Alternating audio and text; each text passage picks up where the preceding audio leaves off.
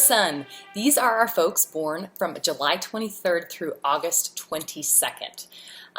Leo, as you may know if you are a Leo or if you've dated or if you're dating a Leo, this is the lion. That's the symbol, the animal symbol. When I think of Leo, I think of the sun, though. I like to think of the way that a lion radiates its roar out away from itself, right? Our sun radiates its light and energy and radiation out from its body, which of course keeps our planet here, the Earth, keeps our ecosystem working, keeps us all alive. It's why we have plants to eat and animals have plants to eat, and etc., and oxygen and all the good stuff that we need here to keep this beautiful planet humming. So with that comes creativity. You think of all the things that are here on the earth, and it's a process of creation, of birth and death and regeneration and over again. That's all fueled by the sun. So when you think of a Leo, I want you to think of this dynamic, outward, creative energy. That is Leo. A Leo is here to self-express. They're here to be heard, to be seen. Many times Leos, if someone has a very strong Leo chart, you know them when you see them. I met two Leos just this past week, and I knew immediately before they even told me their birthday that they were Leo, or at least had a Leo rising or a Leo moon, you know.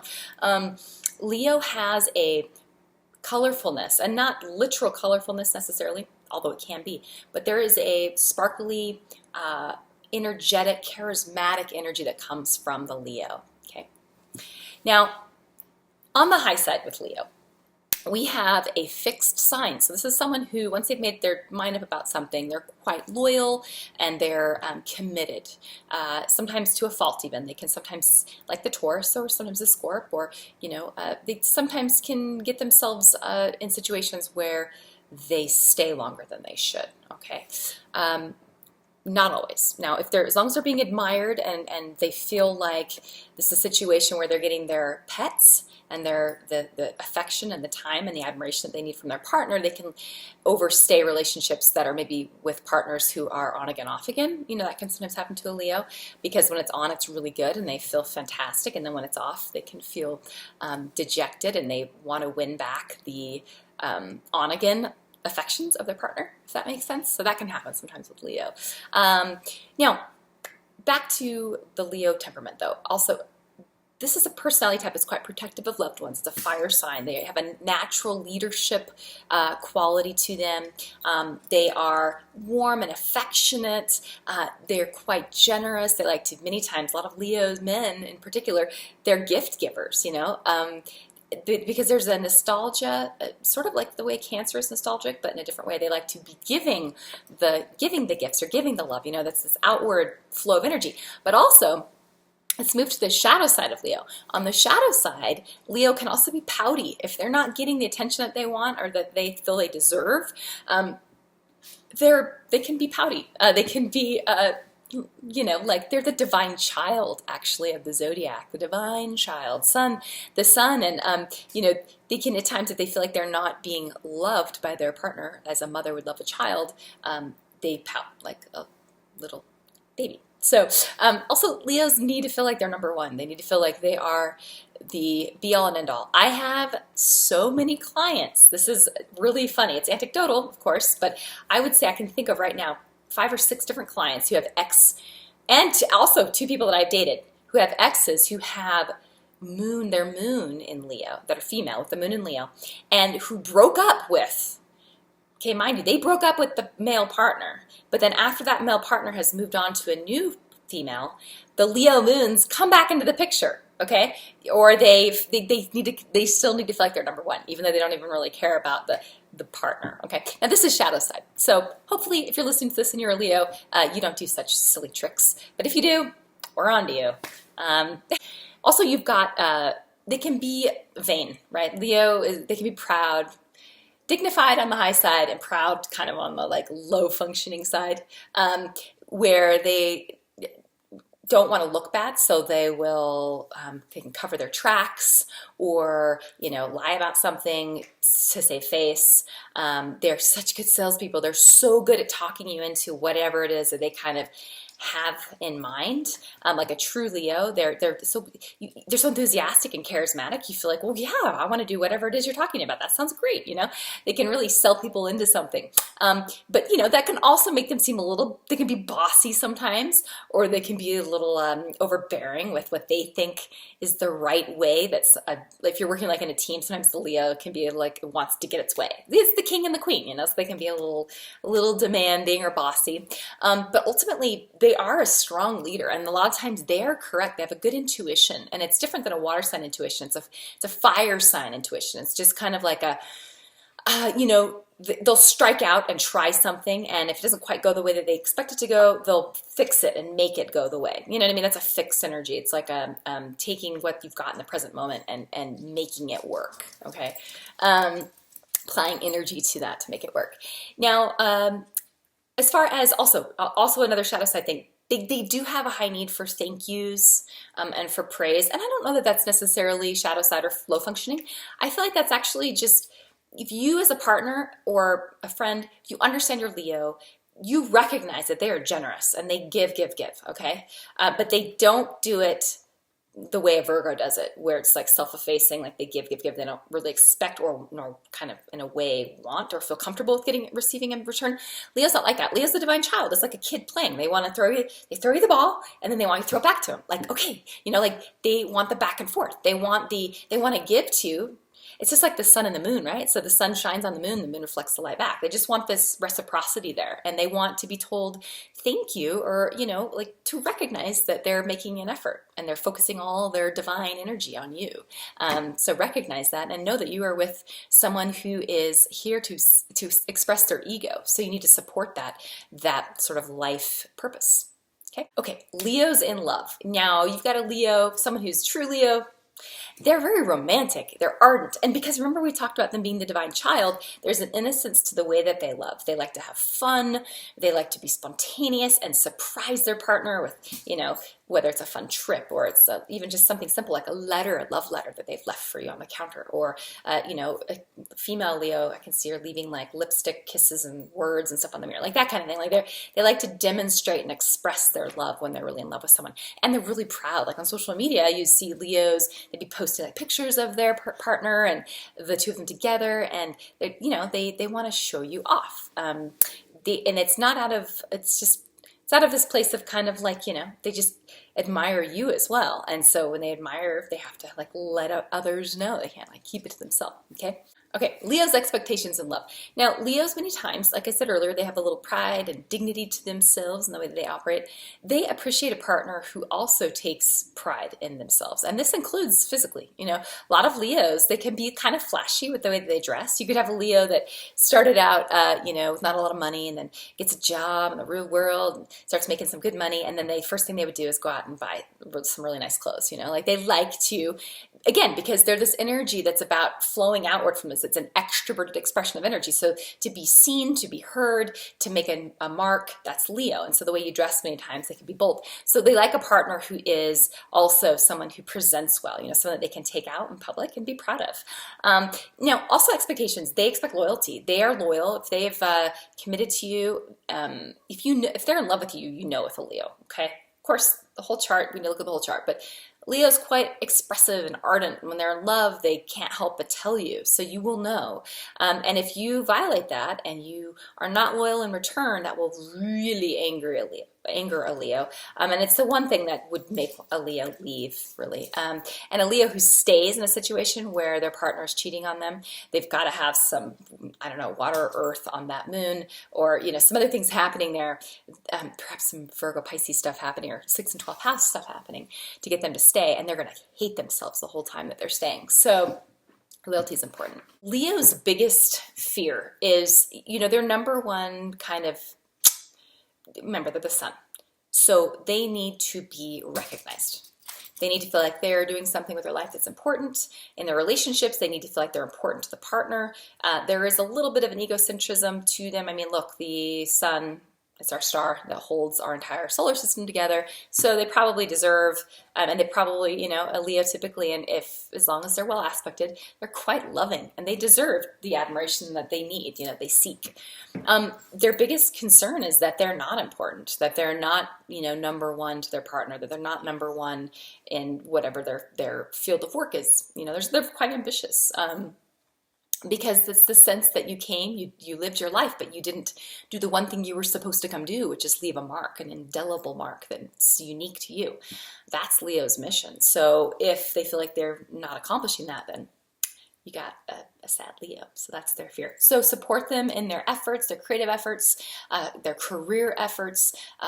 Be patient with them when they do go through a little ego, times where they get a little, kind of a little inflated ego. If you can help bring them back to earth, that's always good. But do it in a nice way without hurting their dignity. Okay?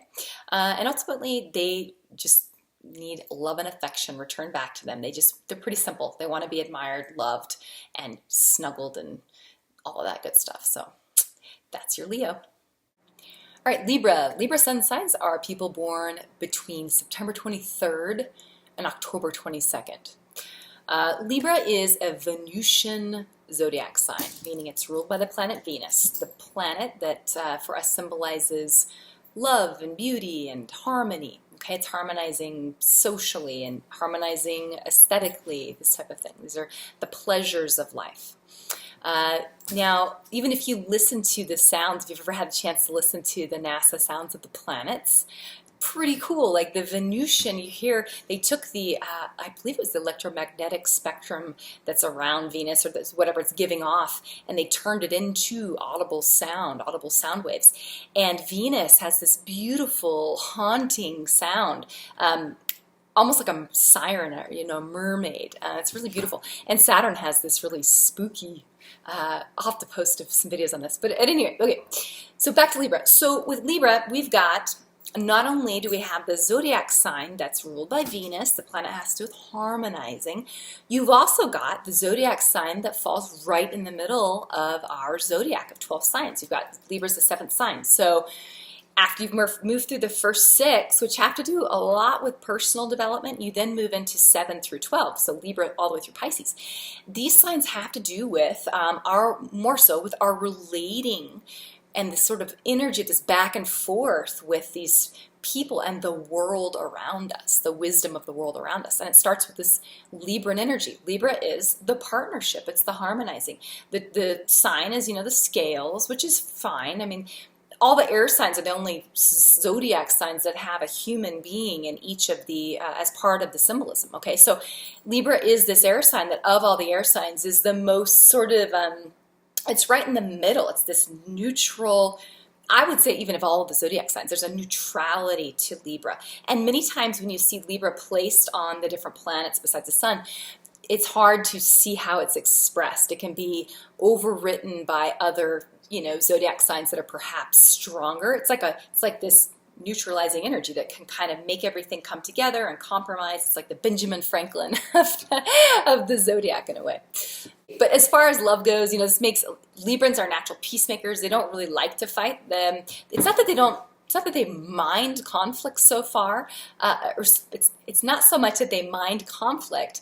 It's that they want to quickly get to a place of harmony and fairness. They want to have things return to a place of equanimity, balance, where everyone feels like their needs are being taken care of, okay, and no one's being cheated. That's Libras don't like to see things, people being screwed. That brings out their opposite energy, which would be the Aryan side. That's all of us.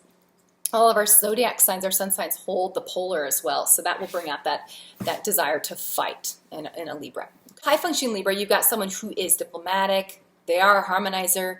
My kids' personal experience, or personal story, share this. I've got an Aries boy, a Taurus female, a Scorpio female, and a Libra female. Okay, my kids, my son and daughters. My Libra daughter, the youngest, has always been this sweetie. She's like the one that is just like easy and sweet, and, you know, on the surface socially has great social manners, even as a pretty little dancer, knows how to pose for pictures. You know, Libra just has this Venusian quality. They've got this beauty to them, or this grace. And even if you've got I know plenty of Libras that aren't physically beautiful per se, but then they've also got this, they'll have this nature to them where they're good at harmonizing, whether it's in conversation or debate. They can sit and have a debate with you, but they can do it in such a way that you feel like you're not sure if you're laughing half the time, or are we debating, or there's a sociability and a harmonizing nature to Libra. Now, Libra is also, you've got someone artistic, ruled by Venus, artistic in a different way, different from, like, let's say a Taurus, which is also a Venusian zodiac sign. Libra is going to be artistic. It's going to start with an idea. It's going to start with an idea that is in their head, and many times Libras like conceptual art, or if they were to be someone that liked graphic T-shirts, they would prefer ones that had words on them that conveyed a message, like quotes and things like that. That's Libran. Libras love to read. They love to learn. They are trying to find the common ground in the world. So reading is something that many times is enjoyable for them. There is an androgyny to Libra, which is really interesting. Libran females many times feel, in my mind, all the Libran females that I know, they'll have an external thing that's, feminine. That whether they're beautiful or not, there's a femininity to the way that they express externally. But then you get to know them, and they're quite masculine. There can be a logical nature to the way that they think. They can even be detached in certain situations. They can have this impartiality to them, where they'll look at the situation from a place of ration rather than a place of emotion, and that can be confusing to people because it's different than the way that they sort of appear on the outside.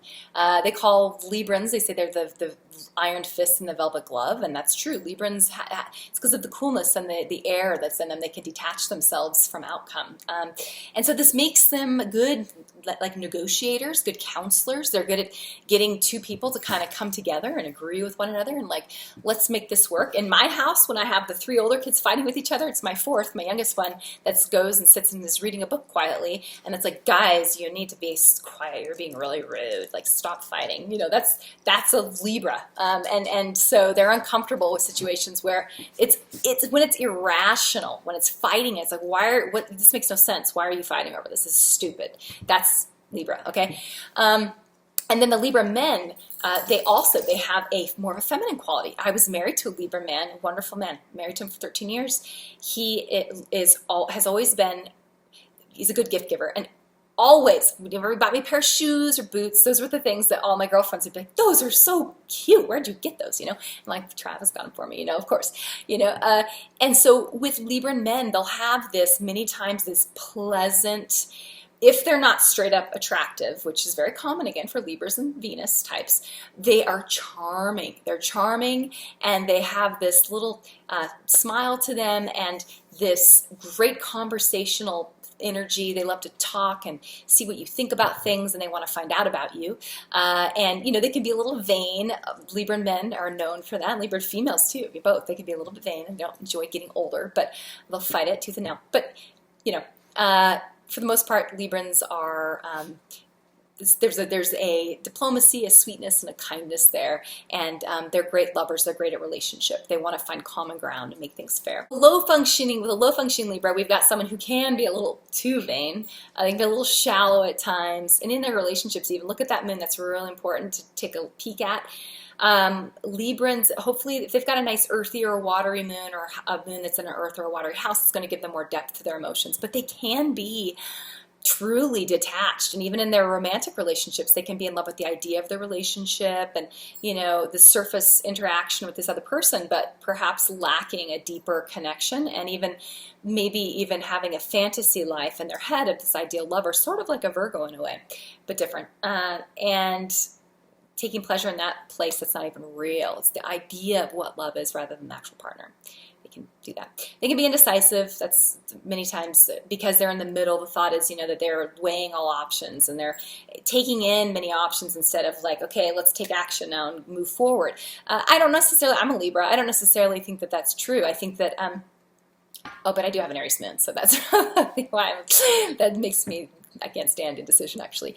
But So, but with a Libra, it's like they don't want to step on toes as well. So sometimes they feel when it's like making a decision, it takes them a second because like, if I do that, that might bother this person, or if I do that, it might not be what I want. So they can be indecisive. They can also overly intellectualize their emotions. They can feel sad and not want to feel sad, and so then they'll want to talk about it and discuss it perhaps, but they will want to make it make sense, and they'll want to talk it away. They'll want to rationalize it. They won't really appreciate being seen as someone who is emo or having a moment where they're trapped or swept up in their emotions. That's not a place a Libra really likes to be. That's a place of extreme, right? The Libra wants to be kind of in the middle where they've got it all balanced and they're grounded. It's also, to me, the inner marriage, okay, between the masculine and the feminine is a strong sort of thing to think of when you think of a Libra. That's why you've got the androgyny between the male and female Libras. There's a strong sense of masculine and feminine. They have, if it's a female, she's got a strong anima, masculine part to her, and if it's a male, he's going to have a strong I'm sorry, I just said that backwards. Female would be animus and male would be anima. My bad. So, but their inner masculine and feminine will be healthy and strong. Libra in love, this is the sign that rules relationship. Traditionally, it's the seventh house, it's partnership. To me, what's interesting is the seventh house is not a house that is like a smoldering, passionate house. It's a house of compromise and relating and finding harmony and finding balance. And these things are all quite rational and logical and make sense, okay? So Libra in love, first and foremost, they really do want to have a relationship that's peaceful and harmonious and pleasurable. If this is not enjoyable, why are we doing it? That doesn't make any sense to a Libra. If it's not enjoyable, I'm not going to do this anymore. This doesn't work for me. There is, again, that being in love with love. So searching for that elusive true love, and then having to settle with one partner can be difficult for an Aries, as it can be for many of the air signs, just because there's this high degree of sort of overthinking things. And with an Aries, a Libra, they're wanting that ideal thing they have in their head that may not be real. Libra's expectations in love, again, they have this ideal of what they think partnership should be. They're looking for happiness in love. That is a primary driver of a Libra, would be relationship. Even if you've got a Libra, like John Mayer, for example, he's a Libra, and he's got some really interesting things in his birth chart. But at any rate, he's a great example of a Libra man who is like always in a relationship, but like always in a relationship, like lots of different relationships, right? So it's this, what's that called? The serial monogamist thing can be happening with a Libra. And also, I know he had that issue with pornography that he talked about, and that is the projection of the feminine, the projection of his very strong anima onto these women and objectifying. It's like he's making love to all these nymphs and making love to the divine feminine. That's pornography. So that can happen with Libra. I'm not saying the Librans are porn addicts or anything like that, but what I'm saying is there is this ideal of what the ideal masculine is and what the ideal feminine is. And so the Libra can sometimes just never be satisfied because you will never find someone who embodies all of those traits and characteristics in one entity. So that can be tricky. Just do your best as a partner of a Libra to keep things harmonious and fun. And they need new things to talk about. They love art, they love music. Librans love cultural experiences, museums, history, take them to see things. And they love food, restaurants, nice things. This is a Venusian sign, so they're going to appreciate the finer things in life. But they're quite refined. It's not typically a gaudy appreciation of material objects. It's more the refined appreciation, like a nice painting or a book, an antique book or something like that would be something a Libra would appreciate having in their life. And also these grand gestures, these expressions of romance. A Libra would love if you wrote them a love letter, if you put your thoughts into words or music or songs with lyrics that are meaningful. That's a Libra would appreciate that. All right, so Libra's biggest fear, and I say this as a Libra, twofold. It's quite interesting to be seen as ugly, and this is not just physically ugly. This is ugly in all way, shape, and form, and to be seen as someone who's not intelligent. To them, that would be sort of the same thing. That would be being intellectually crude. So Libras appreciate harmony and beauty, and they want to be seen as harmonious and beautiful in all ways, not just, again, not just physically or the way that they relate to you personally, but that just as a human being, they want to be seen as a refined version of what it means to be human. And they're Renaissance people. Libras are known because they're in the middle of the zodiac again. They have their feelers kind of in everything. They can relate to all different types of people because they're sort of that neutral energy in the middle. So they're also interested in a lot of different things, and they have a lot of disparate interests. So they feel sometimes just like a Gemini, that same sense of maybe I'm not that deep because I have all these diversive interests instead of being epistemic with something. You know, I'm curious about all these things instead of, you know, just one thing. And, you know, just let the Libra know that they're okay and they're just great the way that they are, and encourage their many interests because it's not going to change. It's just how they're built. And talk to them, have conversation with them about them, and bring them, give your Libra a painting. They'll love that. Okay, Leo and Libra. These two sun signs sextile one another, meaning they are in compatible elements. So you've got a fire sign with Leo and an air sign with Libra. These two signs, this is a charismatic couple. They're quite social, both of them, and sort of an out and about couple. People would know about their relationship. It would be something that would be a little difficult to hide unless you had some strong Scorpio or possibly Neptune or Pluto sort of, or 12th house things happening between the two charts in the synastry. But overall, these two people are, like I said, there's an extroverted expression of their personality. So people tend to know when a Libra walks into a room or when a Leo walks into a room. And so you put the two together and it makes kind of this sparkly social couple that will want to be kind of in the mix socially, out and about. Long-term interaction between these two, this can be a good match. The sextiles are, you know, compatible sort of flow of energy. They feed one another. The Libra will probably be doing most of the feeding of sort of the Leo's ego. The Leo will really enjoy coddling the Libra, and there's a romanticism that comes up between these two that's really lovely, affectionate, but it's very simple. It's a simple kind of love. Leo's love in a way that's pretty straightforward, and Libra sometimes needs a little bit more of a cerebral challenge or conversation that is erring more on the side of being, you know, cerebral. Or also, Leos can at times be, they're typically fairly refined to a certain extent, as long as it's their own version of refined, I guess. Libras can be a little bit put off by Leo. Leo can be quite direct at times, or very bossy, or, you know, he wants to control the situation and therefore control the partner. And Libra doesn't really like that. Libra is very fair and operating from a place of logic. And while Libra likes partnership and wants to be in partnership, they're an air sign. They still need an element of freedom. So they could run into some little bumps in the road with that. So that's my long-term conflict. Long-term harmony between these two is great. You know, they both, like I said, they're romantic. This is a relationship that would focus, initially at least, especially really on this kind of idealized romanticism. It can be one that starts really quickly and is very passionate immediately, just out the gates. And especially, in particular, I think with a Leo male, Libra female, although it can definitely go another direction. Either way, it's romantic, sexual, passionate, fun, a lot of laughter between these two. And fire and air feed each other, so it just gets kind of bigger and bigger and bigger over the long haul. As long as they have nice, happy, if their moons are happy, then it should be a good compatibility long term. Also another thing that could be an issue of conflict. Stop.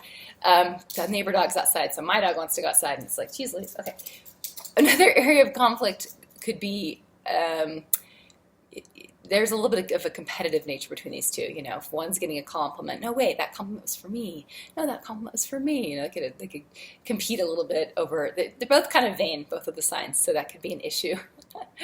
No, you know, who's receiving the compliments, or if someone's being ignored, that could be an issue for the person that's being ignored, of the Leo and the Libra. How other people will see this couple, they will see them as socially adept, sparkly, dynamic, active, fun. It's kind of a party combination. You got Venus, Libra is, you know, ruled by Venus, and you got Leo, which is this is our 5th house, which is the house of play. So it's a very playful, fun combination. So that's how other people will sense these two operate together. All right, well, have a great day. Hope this was helpful. If you have questions, I'd love to hear about your Leo Libra experience in the comments below, and let's talk. Have a good one. Thanks for watching. Bye-bye.